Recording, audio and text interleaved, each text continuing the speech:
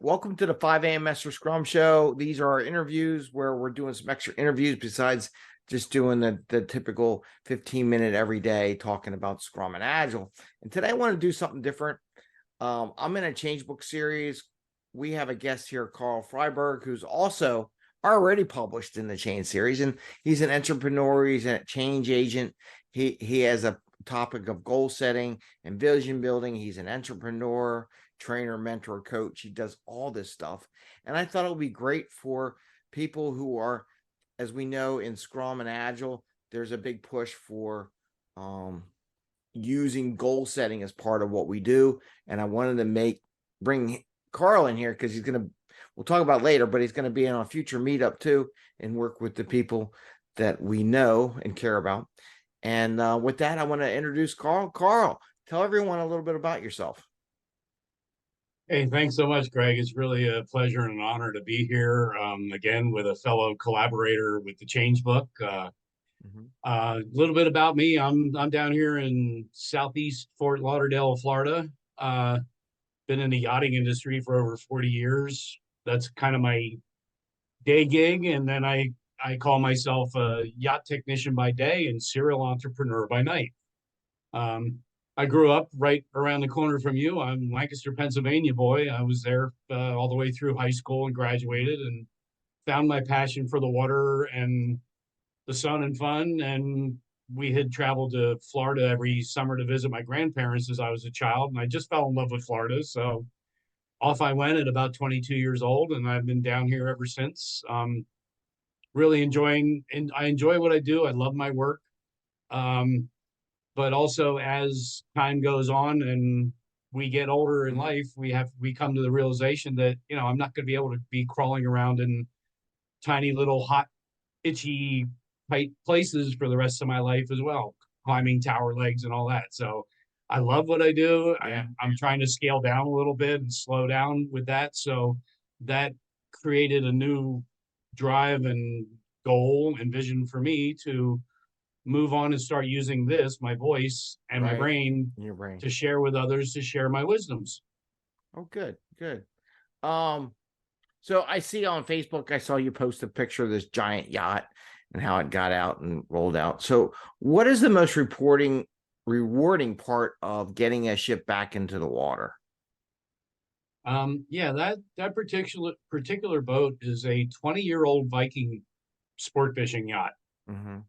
And they called us in literally 2 days before they were getting ready to start preparation for painting. This boat had a complete paint job all the way from the very top of the top all the way to the bottom. And so we being in the electronics industry, the painters don't want to have anything to do with disconnecting and removing all that equipment. So we came in and did all that. And in the process, I noticed a lot of what you find with a 20-year-old yacht is chopped off, cut off, dangling wires everywhere because people come in and put new stuff in, but don't bother pulling out the old. And the owner took one look at what I had already done inside where you drive the boat from, basically what they call the helm or the console. And, he looked in there and he's like, oh my God, what a mess. And I said, I can make this beautiful for you. And he said, go for it. So the paint job took about 4 months. My work took probably about a month. I was able to come in little bits and pieces along the way when they weren't spraying or when they didn't have everything bagged up. So rewarding part, yes, the boat launched. I literally had all of the engine startup stops disconnected, all the bilge pumps, all the running wires, running lights, everything that you could think of to make the boat enjoyable was cut apart and put back together again with brand new. Oh, nice. And my satisfaction is when you sit there and you go, click, yep, it works. Click, yep, it works. Click, yep, it works. Click, start the engines. They start. Turn off the engines. They turn off. So it is very, very rewarding. It gets stressful in the end. The owners get stressed. They've spent a lot of money. The captain gets stressed. It's taking way too long to get the boat back in water. They're from up north. They've been down here since Christmas because they were supposed to have the boat by Christmas. Okay. So everybody's anxious, and that's always a little challenging, but we always manage to get through it. Yeah, it's a challenge, right? Fixing all that stuff from years ago. Like I mentioned in the beginning, In the Scrum world, we're really pushing a push for goals and vision as we generate products in IT world, or it's just product building in general. And you know, please talk about your experience as a coaching people in your goal setting and vision building. What do you see? What's some things that people should take away from that, or any Yeah. tips? So just to bring people a little up to speed, There you go. this is it's as you can see, it's not a lifetime of reading. Nice. It's a nice little quick book, and I named it Goal Setting Simplified for that reason. What I tried to attempt to do, or actually accomplished, was to take the concept of goal setting and break it down into bite-sized pieces. Right. I think we all know goal setting is so wide ranged and so varied. It can be anything from I want to lose 5 pounds to I want to buy a yacht to as you mentioned, I have this product idea, this concept. Look at for those that don't know, look it up when you get a chance. The Hard Rock Hotel guitar in Fort Lauderdale. Okay. It is a ginormous guitar that shoots laser beams into the sky every night, completely colorful. We're blessed we can see it from our home. Yeah. Um, that was somebody's $1.5 billion vision. Wow.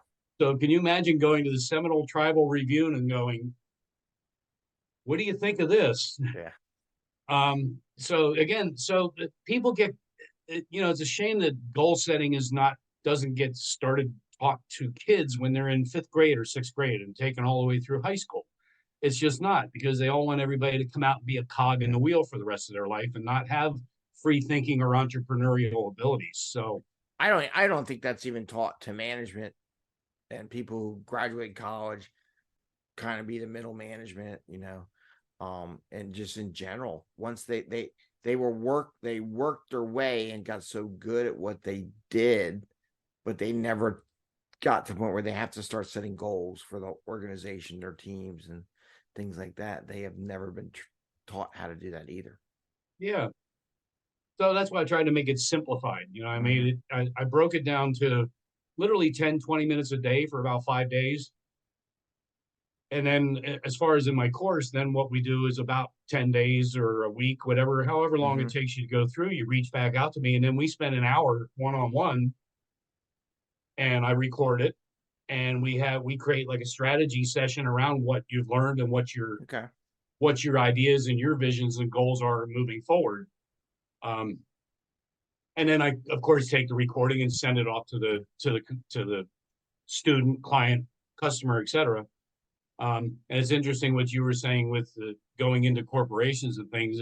It's part of what I'm focusing on this year is, I mean, everything from a real estate agencies, Mhm. car dealerships, corporate America, Coca-Cola. It doesn't matter that Yeah. everybody needs to learn this process and this concept to be successful in life. Right. And so I like the idea of doing, small to medium sized groups, 10, 20, 50 people, where we can work more on a kind of a one-on-one basis. And then I can work with them after the fact if they decide it's something they like and want to pursue. Kind of like doing a workshop or something like that, where they actually Exactly. get a little Exactly. training, do a little application, do a little circle, how to go, a little retro, and keep going.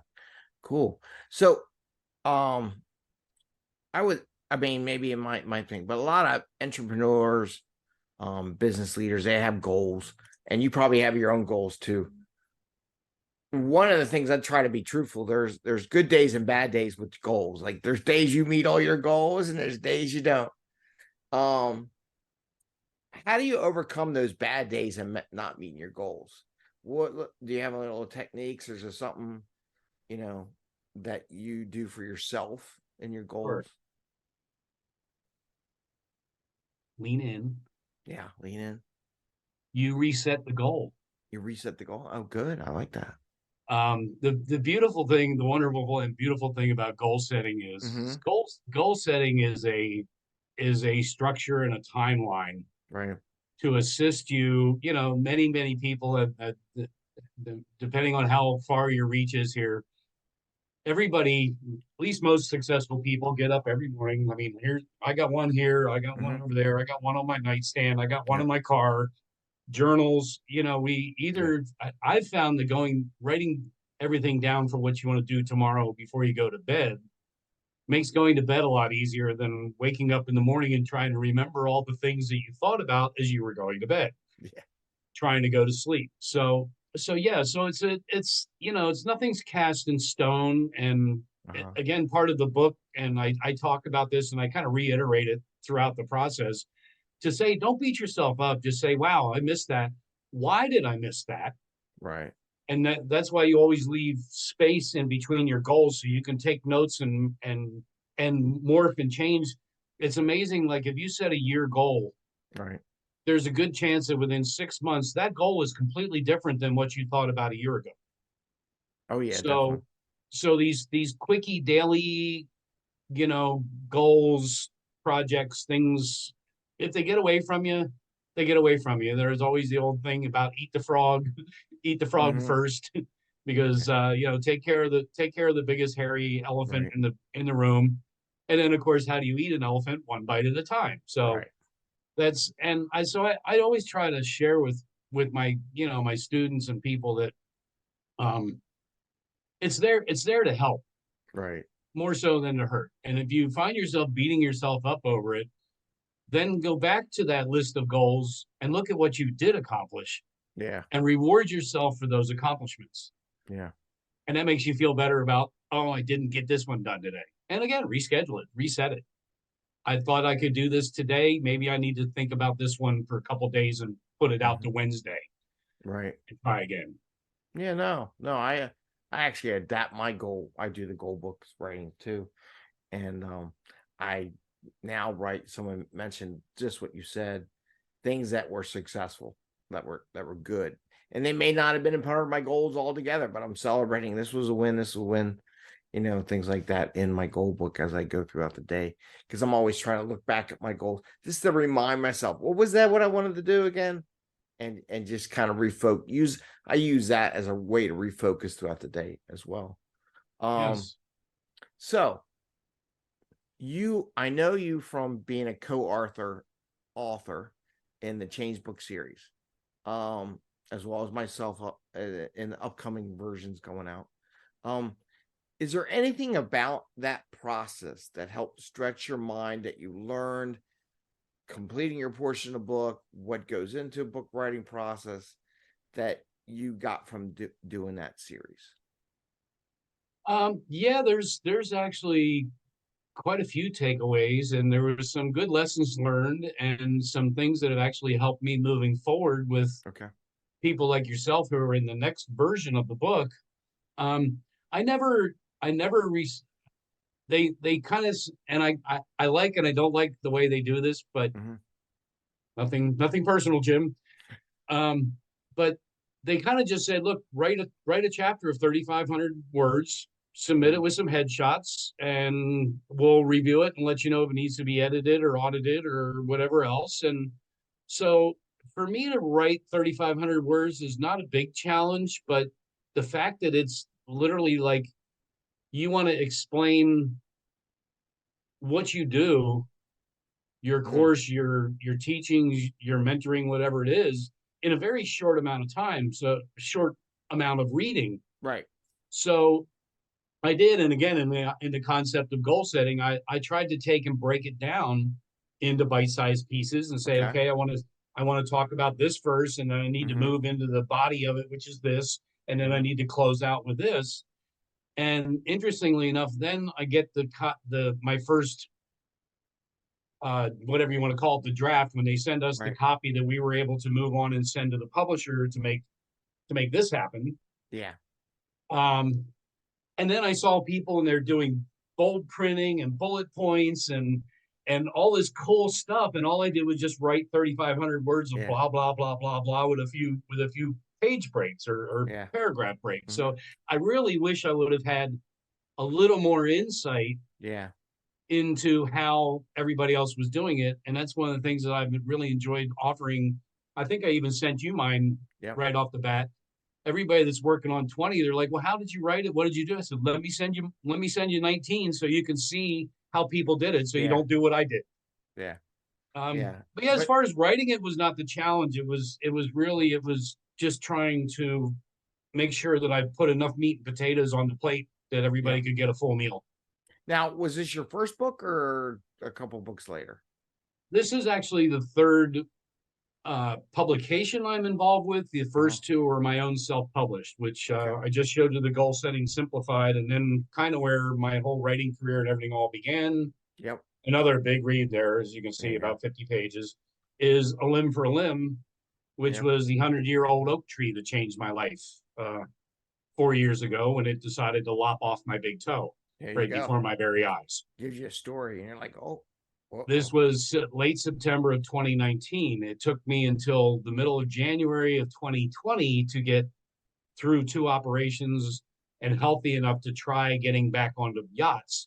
Right. And of course, we all know what happened the third week of January of 2020. Yep. The P word, and then the country shut down. So we don't say that word. I just say the P word. We just say 2020, the 2020 event. So here I am, of course, entrepreneur. Right. Something that lots of people forget about or don't understand about when you're an entrepreneur. When you're not trading hours for dollars, your dollars go to zero.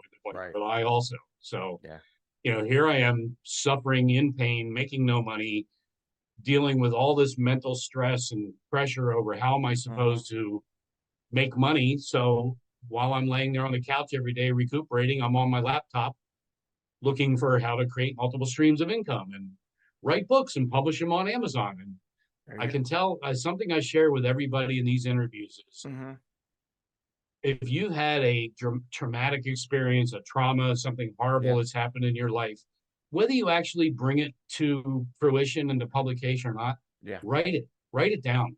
Tell your story to yourself, because the interesting thing is, and you're an author. Right. When you write, and then you read, and then you write some more, and then you read, and then you fix what you didn't like about what you read, and then you write some more, and then you read some more, and then you write some more, and then you read, and you read, and you read, and you read. So I had probably read My Accident 500 times before I published the book. How long did it take you to publish it? January to April, pretty much. Okay. I set a goal for April. I think it was April 20th, actually, that it went live. Okay. So it took me about 4 months. And again, I was trying to hit 5,000 words is kind of to what they say is the minimum that you should really have as a paperback book. Yeah. I'm at about 5,200, 5,500 on both of these because again, coming from a person that looks at this book and says, boy, I can do that. And then they look at this book and say, oh my God, how long is that going to take me? Yeah. So I like the idea of getting, quick and to the point with my writing. Well, let me ask you something, because I think it's a good point. And you wrote some small books, right? 2 points. 1, your goal setting. Were you able to apply your goal setting to your process of writing the books? And was it just a relief to say, I did it and I got it done, and then you can grow from that? Because big thing in Scrum and Agile is to try to do things small, put some value out there, and then build upon that value. So with those 2 things, 1, building upon the value of the small books, but 2, also, did you apply your goal setting to help you, or learn from writing those books and your goal setting process, how that now applied to your coaching? I absolutely did, including that book went live on Amazon 10 days prior to my goal date that I had set for it. Okay, awesome. Yeah. That I used I practiced what I preached. I used my goal setting techniques to create the goal setting book. And then I went on and went even one further, which I'm happy to say is this year will be 3 years. I used it to quit smoking cigarettes. There you go. After over 40 years, probably about 40 years, I was never a real heavy smoker, but I literally created and reverse engineered the process of how I was going to walk away from cigarettes. And I literally walked away on that day and never went back again. And probably all the money you save now pays for those books. And publishing those books. Yeah, and then the second, the second part to expand on your idea is book number 2 in the goal setting series is going to be Goal Setting Mastery Simplified. Because again, all my books in my series are Running for Your Lifestyle, which is my trademark, and my what's going to be my courses and my classes and my conventions and all those kind of things. Right. But also simplified. I'm going to be writing one called Credit Creativity Simplified here in this year, because if there's anybody who knows how to play the credit card game after going 60 grand in debt 4 years ago, it's me. Well, there's your intro. Yeah, I survived. Yeah. I did it. This makes me an expert at it, but I'm going to teach you how to do it simply. So goal setting mastery is going to be probably not going to have as many cool, colorful pictures and whimsical things in it. I'm going to really get into the deep dark depths of it and go into vision and vision boarding. It's so vast with what you need to know in order to really take goal setting to high levels. Yep. So the idea is somebody that's been through this course who read the 1 hour over a week's time, 2 hour read, whatever it is, will be more open to spending more time when they get the second book, or they take the second course, because now they understand who I am, what my method of teaching is. So like you just mentioned with Scrum and Agile is the start with the little things and then build from the little things up. And that's what I've been doing with all my processes here in the last year. Maybe when you get your next book out, we'll do a seminar on vision boarding. Maybe we'll have you come up, do some speaking, and you can sell your book and also help facilitate the class or something. Yeah, I would love to. One of the things I was looking at earlier, this is kind of my daily affirmation vision. It's got pictures of our beautiful home that we have not seen yet, that's up in North Florida. It's got pictures of our cars in the driveway. It talks about where our life is 5 years, when you really get into true vision boarding and vision building out. In my garage, I have a kind of a shop there. Yeah. When we moved here 5 years ago, I literally had a 4x8 piece of that whiteboard. Yeah. Not so much dry erase, but just white phenolic plywood type thing. And that's now hangs in my garage, so that when I'm at my workbench doing work, I'm looking at my vision board of where my life is going to be. And it's a consistent motivator. And there's so much out there about this and the whole law of attraction and manifestation. And we could go on for hours go depth in that one. That's a whole nother show. So I even have my own little vision board. I actually was kind of sneaky about it. I actually took one of those manila envelope folders, the folders that split. I drew it in the folder so that these guys. Yeah, like that. And I did the one. So I drew my vision board on the manila folder and put some pictures on it so I can close it up, put it right there on my desk all the time. And I can open it up anytime I want. Because in a small house in Philadelphia, you don't have much space. I definitely don't have much wall space. So you can see it's kind of full. But that way it's always there. And it's not like tucked away in some corner in some document. I know where it is. I can grab it any minute, any time, So that would be fun. So now you got your business, you got runningforyourlifestyle.com and you have karlfryburg.com. Tell us a little bit about that and what that's, I think you kind of bridged into a little bit, introduced a little bit, and just talk about how people can get a hold of you. Sure. Karlfryburg.com is, for those that are out there that know about Linktree. Linktree is an interesting little website where you can post all of your projects, your links to different, if you're an affiliate marketer, your affiliate links, your Facebook links, all these things. So I kind of took that concept and moved it to just karlfryburg.com, which again, everything in my life is always a work in progress, including myself. I'm a firm believer in Kanai, which is continued and never ending improvement. There you go. So the easiest way to get to know who Karl Fryburg is and learn a little bit more about Karl Fryburg is to go to karlfryburg.com. Okay. Now, within that, you can also click through to Running for Your Lifestyle, which is where my actual trainings, courses, books, that's kind of my online e-commerce, my store. That's also going to be expanding with t-shirts and coffee mugs and, all the things as people become part of the movement of Running for Your Lifestyle. And to explain that, we're not talking about out there jogging to make ourselves feel better. Okay. We're talking about living with wit, which is WIT, whatever it takes, which many, many entrepreneurs and serial entrepreneurs will tell you that you have to constantly be striving for the best that you can be at whatever level that is and continue to try to up that level as you grow and move forward. Okay. So that's running. I mean, running for your lifestyle is simply that. I'm working my butt off because I have a vision and an idea of what my life is going to look like in the very near future. And I can see it, taste it, and feel it. I just can't quite just grab it yet. Just can't quite touch it yet. Yeah. Exactly. And again, this all folds back into the whole goal setting, vision boarding, vision concept.